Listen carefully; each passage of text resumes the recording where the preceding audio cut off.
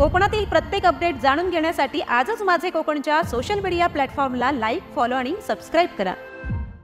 महाड विन्हेरे राज्यमार्गावर विन्हेरे स्वारगेट पुण्याकडे दुपारच्या सुमारास जात असताना गेल्या काही दिवसांपूर्वी आयशर टेम्पो आणि मिनी डोअर यांच्या झालेल्या अपघाताच्या ठिकाणीच स्वारगेटकडे जाणारी बस कलंडल्यानं बसला अपघात झाला। या बसमध्ये एकूण 15 प्रवासी प्रवास करत होते। 7 प्रवासी जखमी झाले असून तसेच वाहन चालक वाहक गंभीर जखमी झालेत। या सर्वांना उपचारासाठी महाड ग्रामीण रुग्णालयात दाखल करण्यात आले। काही प्रवाशांना उपचार करून घरी सोडण्यात आले, तर काही जखमी प्रवासी महाड ग्रामीण रुग्णालयात उपचार घेत आहेत। या घटनेचा पुढील तपास महाड तालुका पोलीस ठाण्याचे अधिकारी करत आहेत।